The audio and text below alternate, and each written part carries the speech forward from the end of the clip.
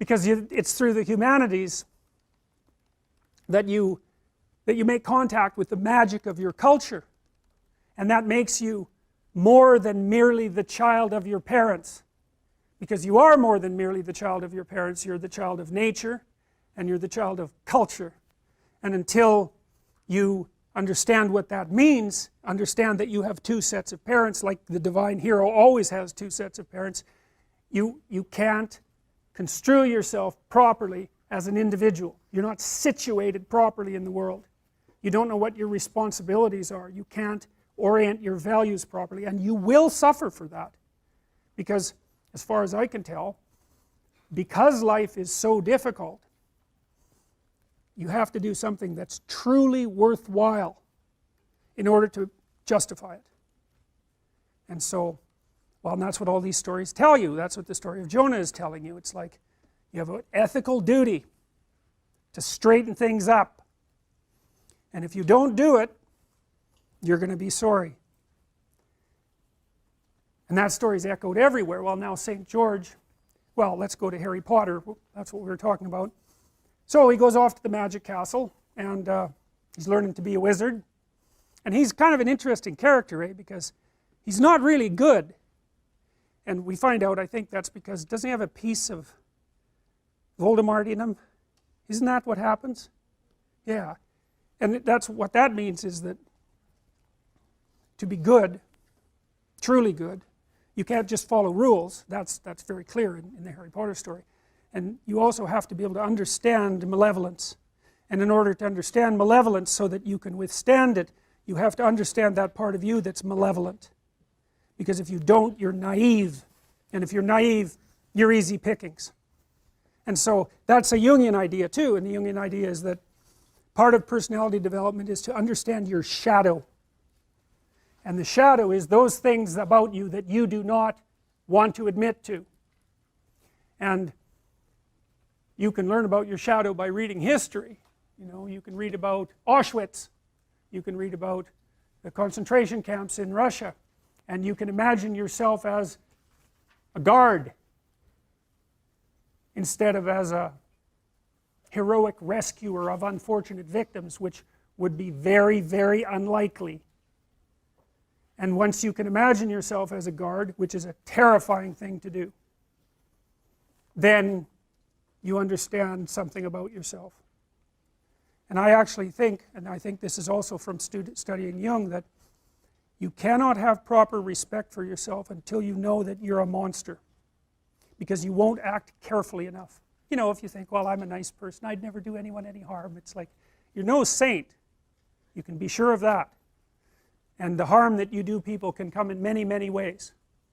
And so, if you regard yourself as harmless, inoffensive, nice, well, why do you have any reason to be careful? You're like a teddy bear sitting on a shelf. Even if you throw it at someone, no one's going to get hurt. But that isn't what you're like, because you're a human being, and human beings are some vicious creatures. And there's utility in knowing that, because it's also the case, you know, in the Harry Potter series, Harry could stand up against Voldemort and understand him and speak his language because he was infected by him to some degree. A very, very interesting idea. Anyways, in the second, and the reason I'm telling you this, and this is worth thinking about, it's like, how long were each of those books? Like 500 pages? They're long, eh? And there was, how many of them? 7? And how many of them were sold? I mean, how many of you read every Harry Potter book? Right? How many of you read at least one? Okay, how many of you saw the movies? It's like, you're all in a cult. You are, I'm telling you, really, that's the truth. It's really the truth. So, in the second volume, there's this snake that's zipping around there, the basilisk, right? And it lives in the underground. That's chaos. That's chaos. And that's because wherever you are, you're on thin ice, and underneath your thin ice is chaos. And here we are in this unbelievably civilized environment, and everyone's getting along so perfectly. But you know, we've got lights, we've got electricity, the sewage system is working, no one's hungry. It's like, we can be peaceful. But if any of that fell apart, and it could easily fall apart because it's a bloody miracle it ever works at all, then the chaos that's just underneath the surface is going to come up right now.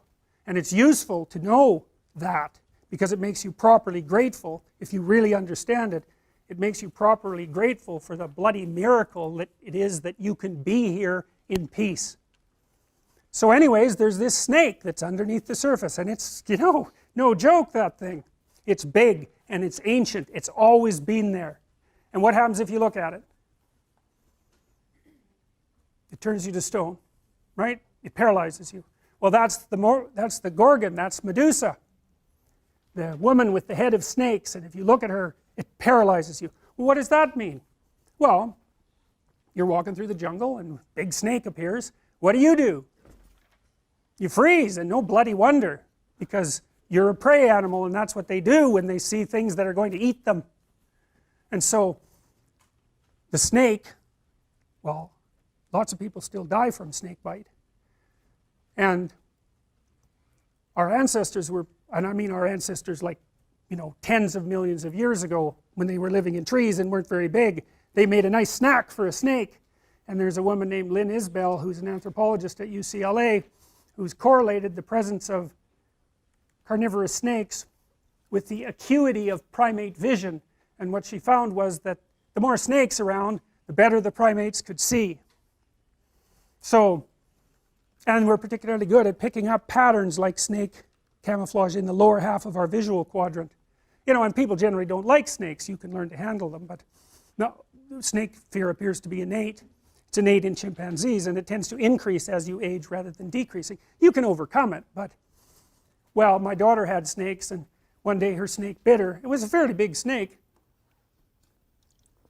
and she hadn't paid attention to it for a while, so it nailed her. And from then on, she had very difficult time grabbing the snake. It was like bitten once, you know, shy permanently. She also told me years later, she had nightmares about snakes all the time when she had a snake in her room. It's like, you know, and I think it was probably the smell. So, anyways. So, Harry Potter decides he's going to go after the basilisk, right? He's going to go out there and face the thing that he's most afraid of. So he does that. Way down in the depths. So it's like Jonah going down into the depths.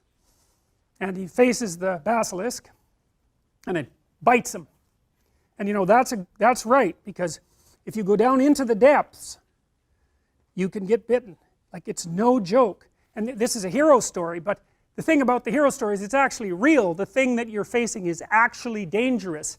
And even though facing it voluntarily might be your best bet, and is likely your best bet, because that's the central story of humanity, that doesn't mean you're going to succeed. It's the real thing. So anyways, he gets bitten, right? And he's going to die. Now, he's rescuing Ginny. So that's the St. George story. If you go after, like, dragons like to capture virgins. God only knows why. I think it's because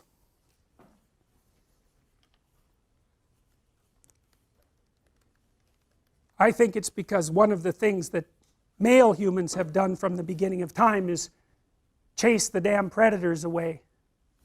And I suspect that the males from God only knows how long ago, who were particularly good at that, were rewarded with female attention, and why the hell not?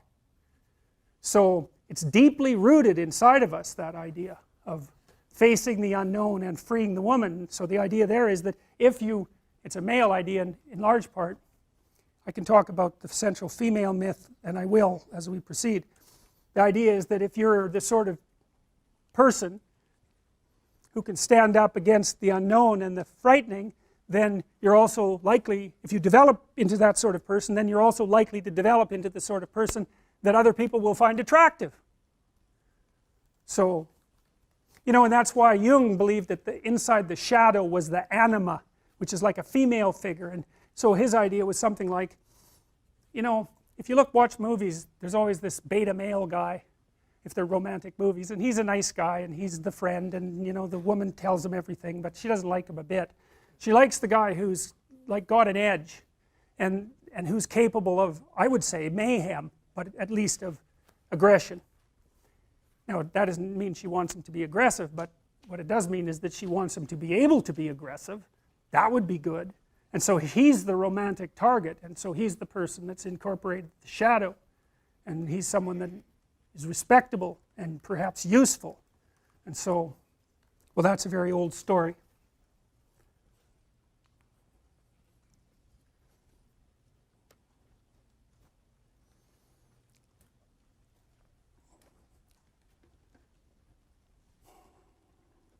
So let's think about this for a minute. I've already offered you a proposition, and I think it's an important proposition, and I'm offering you this proposition so that you can make sense of art and literature and mythology and religion and dance and all those strange ritualistic things that human beings do, which seem central to us, including, not least, the ineradicable tendency of us to seek out stories of heroes. I should finish the Harry Potter story. So Harry Potter goes down there to rescue Virginia. No, it's that's not her name. What is it? Ginny, yeah. But there's a formal name for that. It's a variant of Virginia anyways, which is a variant of virgin. So, and he gets bitten. Yes, Ginevra, that's it. He gets bitten, and the bite is poison. And so there he is, dying, which doesn't seem to be so good. And then what happens? And again, you guys swallow this, it's no problem. So, what's his name, the Dumbledore character? He's got a bird, right? So he's the wise old man. He's the ruler of the castle. He's the ruler of the magic castle. He's the magic king. You know, he's like God the Father as far as Harry Potter is concerned. And he has a bird. What kind of bird is it? It's a phoenix, right? And one of the things that's very strange about a phoenix is that, well, it's immortal, but in a strange way, you know, it lives and lives, I think, 100 years, and it gets older and older, and then one day, poof, it bursts into flames and turns into an egg, and then you get a new phoenix. So that's a symbol of transformation. It's a symbol of transformation. The bird is a spirit or psyche. And so here's what it means, in part. You know how when you learn a lesson in your life that's not very pleasant? Right? It's not like when you learn something important, it's the best day of your life. It's often, the importance of what you learn is often proportionate to just how wretched it is to learn it. You know, you learn things the hard way. You learn things by getting hit, because obviously, if what you're doing is working, you get what you want. There's no learning in that, and that's happy. It's when you're doing something and you hit an obstacle, and maybe you bloody well hit it hard, and then, you know, you recoil, and then you down into the depths you go, and you have to sort yourself out, and you realize that you're, you know, this particular kind of idiot, and that you should probably fix that, and that's really annoying and difficult, and, you know, and maybe you're down in the dumps and anxious for quite a while, and then you get it repaired more or less, and, you know, you put yourself back together. That's the phoenix. Poof, into flames, bang, egg, new you. And so, you know, that's the ability to learn. Now, human beings are very strange creatures, right? Because we're very malleable compared to most animals, you know, like grizzly bears now and grizzly bears 1,000 years ago. It's like, whatever. They're the same thing. They do the same thing. There's no transformation.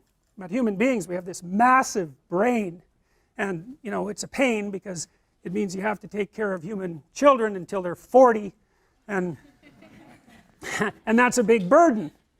And so, you know, we pay a big price for it. It also makes childbirth very difficult, and it's costly. You have to eat a lot because you have a big brain, because it uses up a lot of energy. And so, you know, you pay a price for it. But the advantage is you're plastic. You can learn. Now, learning is a strange thing, because you could think of it as just acquiring more information. But you could also think of it, and this is more accurate, as finding out something that you're doing wrong, so that's sort of built into you, like a character element of your character, a presumption of your perception, or a deep habit. It's really built into you. It's a neural structure, right? It's alive. And you have to kill it because it isn't working properly. And the pain that you go through in part when you're suffering because you did something stupid is, it's something like the neurology, I can never get this quite right, it's the pain of the death of that structure. And that can be a huge chunk of you, you know, if you really have to go through a massive revision. It's like the person that comes out the other end might hardly be the same at all. You know, that happens, for example, if you're trying to combat alcoholism, which is just, you know, a wretched thing to do because, well, all your friends are alcoholic, all your family drinks too much. The only thing you know how to do when you're socializing is to go to the bar and drink too much. You know, and you spend like 20 hours a week on it. It's like, it's not just that you're addicted to the substance, it's like that's how you live. And so if you want to stop being an alcoholic, not only do you have to stop drinking alcohol, but you have to stop seeing all your drunk friends, and maybe you've had them for your whole life, and you have to have continual battles with your drunk family, and then you have to figure out something to do with that 20 hours that's now like hanging around your neck like an albatross.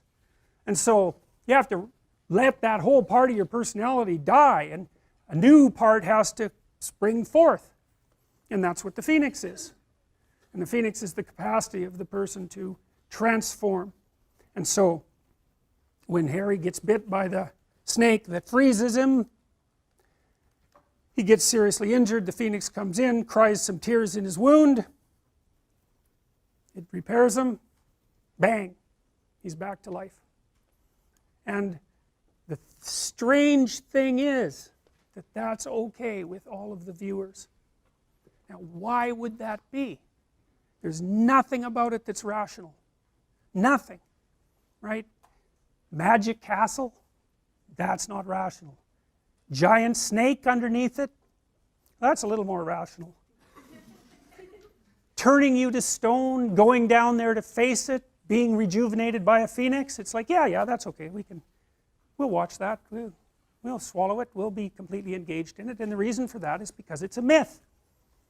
It's about how people, it's a meta story about how to act, about how to conduct yourself in the world, to face the things that you're afraid of that would otherwise paralyze you, to let the death of what is insufficient about you occur, and then to wait for the rebirth.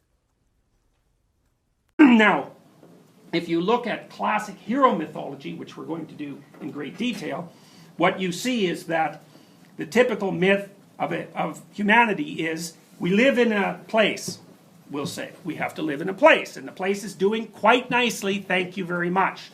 It's like the hobbits and Frodo, right? The first one, what was it called? The Hobbit. Yeah, the Hobbit. Okay, so you got the little shire there, right? It's all peaceful. It's full of these little people who are a little on the arrogant side. They're kind of dopey. They have no idea what the hell's going on in the outside world, but they think that's okay. They think, peculiar people are concerned about that sort of thing. They got their little happy paradise going. They live a long time. They eat a lot. They party a lot. Unbeknownst to them, which is a very interesting feature of the story, the only reason they have any peace at all is because they are descendants of old kings continually patrolling the borders, right? Those are the Striders. Aragorn, he's the member of the race of old kings who patrols the borders. Well, those are ancestral figures. It's like you can all sit here at your little happy paradise, but the only reason you can do it is because the sons of great kings have put borders around your kingdom.